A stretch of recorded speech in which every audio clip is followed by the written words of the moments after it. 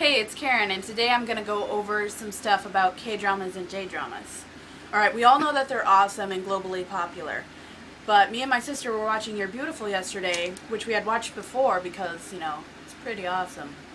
And it was the second episode, and we were looking at Shinwoo, and we're like, wow, he and Minam would have made a great couple. But of course, we all know that, number one, nice guys never get the girl. Ever. Even if they were the first ones to love them. Ever. Alright, Samsung Dong in Dream High is an exception. He's the nice guy compared to the other guy. But, that's pretty much it. Other than that, Rui in Hanayori Dango didn't get Makino. Ji-hoo didn't get Jondi. Shinwoo didn't get Minam. And it's bullcrap. Sheer bullcrap. I wish that they had gotten together. Yeah. Hey, okay, so this is number 3. Like, when people get in fights or something, like they fall or something, like, when they wake up, they, like, or something, their corner of the lip is, like, always bleeding. All the time. Like in Hanayori Dango, when Rui punched Tsukasa, he punched him in the cheek, but the corner of his mouth was bleeding. And then when Minam fell on top of Taekyung, and technically their mouths barely touched, it should have been like a bruise or something here, and they both bled from the corners of their mouth. And in another one, which one was it? We've watched. Hanayori Dango? Or Boys Over Flowers. Gopa de Namja. Technically they're same one, but different countries. Like, when she kicks or hits Gu Junpyo for the first time, corner of his mouth. What the fuck? Does no other part of them bleed? Come on! Punch him in the eye! I bet the corners of their mouths will bleed. Yeah. Yeah. Alright, so as we mentioned before, with the exception of Dream High, the bad guys always get the girl. Gu Junpyo, Tsukasa, technically the same person, but whatever. Taekyung, those are our 3 favorite dramas. That's why we keep using them. But anyway, the bad guy always gets the girl. He always hates her at first, and then she, like, punches him or something. Or does something stupid, and it's like, oh, I love you now. More than the nice guy who's protecting you all the time, but I love you now. That's annoying. Really. What do you think about it? Stupid? Well, more input on than that. Like, I think it's, like, really annoying because it's like, why do the bad boys always get the girl? Because that's how it goes. Even if they don't love you as much as the nice guys do. Like, the nice guys will get the shit beat out of themselves for you. Or put a water gun up to a black guy's head in New York and say, bang! Rui. But anyway, like, the nice guys will always protect the girl, and then, for some reason or another, the bad guy always gets her. Like, not like the villain, but like the bad boy. Gu Junpyo, Tsukasa, Taekyung. They'll fall in love with them, and it's all nice and dandy at the end, because, someone's gotta end up with them. But, there's always what if Ji-hoo had gotten Jondi, I'm sure. Because even in the show it said that they were soulmates. Soulmates. Yeah, but that's another thing we find really annoying. Another pet peeve of mine, there's always lots and lots of food. And it makes me hungry. It makes me hungry. What about you? Not as hungry as me, but it makes me hungry. Like in Gopa de Namja, like, Johnny was constantly eating and it's like, food. Oh my gosh. Yeah, but like, they were stuffing their faces and constantly making food, and It looks so good. And believe it or not, there's not as much eating in Hanayori Dango, I don't think. Johnny's always stuffing her face. Not, Yeah. And Makino. Yeah, Makino is not really stuffing her face a lot. Just sometimes. Yeah. Not as much as Jondi. And on You're Beautiful, There's really not a lot, but not a lot of some. food, but when they do, it's always, delicious, unless they're trying to make that bad girl sick. Oh yeah. I can never remember her name. Oh well. Nobody likes her anyways. That's mean. It's the true. fairy of Korea is what I'm referring to. I can't remember her name. Alright, another thing that's annoying is the love triangles and trapezoids, or whatever you want to call it. I even made a diagram.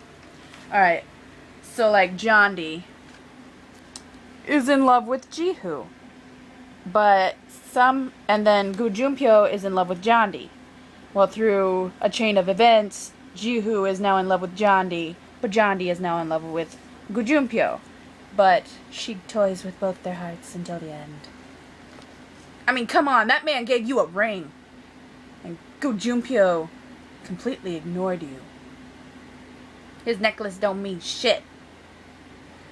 So anyway, and then Minam is in love with Shinwoo, I think, or at least had a crush on him. And Shinwoo has always liked Minam, but then Taekyung starts getting feelings for Minam, and then Minam returns those feelings, and then Jeremy is thrown into the mix for some reason, and he likes Minam and thinks he's gay. Jeremy thinks that Jeremy is gay, because he doesn't get to know that Minam's a girl till the end. Spoiler alert. Oops. But anyway, and like in Boys Over Flowers with Gaul and Yijung, sorry if my pronunciation's bad, Gaul likes Yijung, but Yijung is still hung up on his love interest, which I can never remember the name of, but it was his childhood friend, and now she teaches pottery to Gaul, and well, Yijung is caught up on her until Gaul shows him what Yijung was missing when he ditched her on Valentine's Day. And yep, in Dream High, Sun Sung-dong is convinced by Hime that Hime likes him, so he follows her to school so they can make that special class. And he is now in love with Hime, even though Jin-guk likes Hime.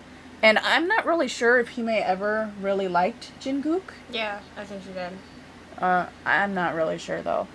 But, And then she ditches Samsung-dong when he asks her out to dinner, and she agrees. It's one thing if, like, he asks you and you said, oh, maybe, and then he just went ahead and did it anyway. But he asked her out to dinner, she said yes, and on her way to dinner, she ditches him for Jin-guk. Come on! Samsung-dong. And then Samsung-dong sees them on the Ferris wheel kissing, and it's like, fail. But that's another thing that's annoying. Not that this is annoying or anything, but we always see it, that someone has a deep dark secret. Like Hime. Like, she was hiding the fact that she was kicked out of her house from the school, and then somehow they found out. I can't remember. How did they? Yeah, they found out that she was living with the teacher because her dad wasn't paying anything and they owed the mob money or whatever. And in Gope de Namja, he can't swim because he is deathly afraid of water, because when he was a kid he got kidnapped by a bodyguard, and the bodyguard drove the car into the water and he almost drowned. Gu Junpyo did. And Jihoo, that was my pen. Jihoo doesn't like his grandfather because his grandfather wasn't really there for him, and he blames himself for his parents' death because I guess he covered his dad's eyes and then they crashed. But the grandpa also, he also blames himself for the death of his son. And then they make up and everyone lives happily ever after. And then he dies. Sorry. Another spoiler alert. Not Jihoo, the grandpa. But also in Hanayori Dango, Tsukasa, he had a friend named Ken who he loved like a brother, and then he got fired and he saw Ken kill himself by jumping off a building. even though in the end we all know it was a setup. But yeah, deep dark secrets. You're beautiful. Oh yeah, you're beautiful. Tsukasa, his mother, and I guess his mother was Taekyung. Sorry. They all start with T's. So Taekyung's mom was in love with Minam's mom, and she knew them as children. So, and she was going to marry Minam's dad, and at least that's what she thought. But Minam's dad left to go find his wife, who had died, and so at some point he left them at an orphanage, or he died and then they were left at an orphanage. I can't remember. We're not that far back into the series. And Makino's secret, she's a girl. That's Minam's secret. Sorry. This girl. What about you? Yeah, Minam's secret. You know, she's a girl, not a guy. But, you know, also in Coffee Prince. And in the Coffee Prince, she totally looks like a girl. I don't know how they mistake her for a guy. That's another thing. We're going to cover that next. Another thing that annoys the hell out of me. When girls dress in drag and they are completely mistaken for guys. And I'm looking like, how are you going to tell if that's a guy or how that's not a girl? Like, I know that sometimes the visual kei, I don't know how to say it, someone explain it to me, but, alright, there's only one band where I totally could not tell where it was girls or guys, and that was Mr. It's a Chinese girl androgynous band. I totally thought they were guys. My bad. But, like, in K-dramas, you can totally tell they're girls. They sound like girls, even though miraculously, Minam sounds exactly like her brother. That is because they're twins. That's looking like, not sounding like. Whatever. But anyway, that's another thing we find annoying. Another thing that gets on our nerves are, like, when a guy gives a girl a necklace, like Tsukasa gives Tsukushi that Saturn necklace, and in Goppadanamja, when Kujumpyo gives Jandi the moon and star necklace, and in You're Beautiful, when Minam gets that, not only the pig rabbit, but really he doesn't threaten to kill her over that. He threatens to kill her over the star. No, he doesn't threaten to kill her over the star necklace. It's the bow, isn't it? The bow, yeah, it's the bow. He gives her lots of things. He gives her lots of things. The bow. He said if she lost the bow, he'd kill her, because he said it cost him 10,000 won. No, it was 100,000 won, right? It was only $100. It was only 3,000 won, but he paid 100,000 for it. Yeah, because it was $100. And he didn't wait for his change. 3,000 won, $3. 100,000 won, I assume, is $100. Correct me if I'm wrong. But yeah, they threatened to kill them over it, and it's like, oh no, I have to find it. And, you know, there's like that whole episode where it's dedicated to them getting back the jewelry or the accessory.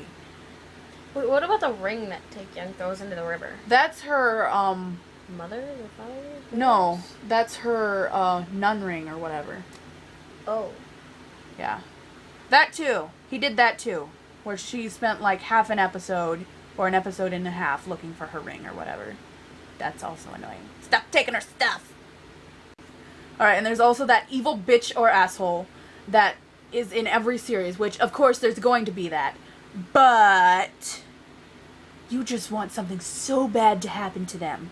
You want them to get that crap beat out of them or killed or disappear or whatever. Like in Goppadanamja, the girl who made it so Jandi looked like she had sex with that guy and cheated on Gujumpyo. She disappeared, but I felt that more was needed. But Jandi did bitch slap her. Go Jandi. Fighting. And in You're Beautiful, you know. Yeah, the fairy Korea who tries to steal Taekyung. Mm-hmm. And steals Minam's bow. Bitch. That's Minam's. And then it breaks. Yeah, Minam tries to fix it because it breaks. And then she gets her fingers glued. Yeah. And then Taekyung helps her. Yep. She did glue her fingers together. That was actually pretty funny. Or also in Gopa Dinamja, those 3 girls. And they're God. also in Hana Yori Dango. In Hana Yori Dango, their labs are so annoying. Oh my god. And then when he shoves her on the ground and she's like, "Oh, he didn't mean it." He's like, "Shut up, bitch." That's funny. They are so annoying. Or that girl at the end who tries to steal Tsukasa away from Tsukushi. Oh, yeah, she's creepy. Crazy girl number 2. Yeah, and then she tells Tsukushi that Yuki is out in the winter snow and everything, and that's how she gets out in the snow. How Johnny gets out in the snow is that the 3 annoying girls, shut the fuck up. They tell her that her necklace is out there somewhere, or whatever, on the slopes. And that's how she ends up out there. But yeah, those people are really annoying. And I don't like them. So we experienced this specifically with J-dramas, like with Dragon Sakura, Oran High School Host Club, Hana Yori Dango. The commercials that happen right in the middle of the show. Not like at the beginning, not at the end like in the Korean dramas. Right in the middle. Like, it got so annoying that I actually started watching it and I almost memorized them all. Yeah. I don't want commercials. That's why I bought the DVDs. Oh. Another theme we see going specifically with K-dramas are the bitchy evil moms. Tsukasa / Gu Junpyo, and then Taekyung's mom. I hate you. I hate you to pieces. I want you to be beaten with a stick or a sack of bananas. Or a butter sock. Buttersock. Buttersock's Yes. good too. Yeah, but like they're so bitchy and there's no real reason why. Like Gu Junpyo could have run the company with Jondi. But Yeah, why didn't that happen? cuz his mom's a bitch. Well, they just didn't think of it. His mom's a super bitch. I don't like her. And then Taekyung's mom was just an utter bitch. Like, she was going to leave Taekyung for Minam and his sister Minyo. I think that's her name, Minyo? We're gonna go with that. Like, Sure. she was going to abandon her son for Minyo and Minam. But unbeknownst to her, the dad didn't even want her. He was going to leave her for their mom and try to get back together with them. But she had died before he could. And so she went on thinking that the last song he wrote was for her, when actually it was for their mom. 'Cause she's a delusional bitch. And she tried to break Taekyung and Minam apart. That too. That Stop was it. mean. Meanie. Also in J-dramas with the dads are either absent or absent-minded. Like Jondi's dad. Yeah, he's kind of... He's a Fruit Loop. Yeah. A gambler. Yeah. And in Hana Yori Dango, her dad's an alcoholic. Yeah. Yeah. Or in Gopa Dinamja, Gu Junpyo's dad, his mom tells him that his dad is dead. But he's not. He's in a coma. A magical coma. No, it's not magical. It's just a coma. But in the end, he wakes up, everybody's happy, she stops trying to ruin their lives. And everyone lives happily ever after except Jihu, because he doesn't get anybody. Or Woobin. Technically, Woobin doesn't ever really get anybody. He shoulda. Why no love interest for Woobin? It's pretty awesome. He is pretty awesome. He should have gotten one. Meanies. But anyway, like, the dads are either not there or they're absent-minded. Also in You're Beautiful, the dad's dead. So, I guess Koreans don't have parents? Did we even hear about Taekyung's dad? Oh, his dad divorced his mom. And he doesn't really call. Oh. Yeah. Okay. But you never see him. And in Dream High, the dad abandons the kids because he's being chased by the mob or the mafia. Because he owes them a shit ton of money. Asshole. Leave him alone. And then they end up homeless and living with a teacher. And then he goes and punches the teacher in the face because he thinks the teacher stole his wife when she was dying. Oh yeah, the mom dies in Dream High. She's dead. And then the dad comes back at the end. But anyway, this has gone on pretty long enough. Next one! Our last final pet peeve. Dream sequences in Korean dramas. You can't even tell it's a dream sequence until it flashes back to what's happening now. I mean, like in Gopa Dinamja, when Jondi's thinking about when that girl tried to give him the cake and then he throws it on the floor, or in her face, I can't remember. It was in her face. Bitch! Oh wait, he's an asshole. Asshole! Like, and then she has this dream sequence, but it doesn't show that it's a dream sequence. It looks like she's actually doing it. Until it flashes back and he's like, what, you got a problem? She's like, no. I hate that! Like, in You're Beautiful with the ticket. Yeah, the ticket. Where she thinks about jumping and getting the ticket. And it's like, what the fuck are you doing? But then it turns out she actually didn't do it. And then she just runs away from them all. But anyway, dream sequences in Korean dramas are so annoying. I hate them. I hate them. Me too. And that's our pet peeves about J and K dramas. Mostly K dramas, but also J dramas. Annyeong.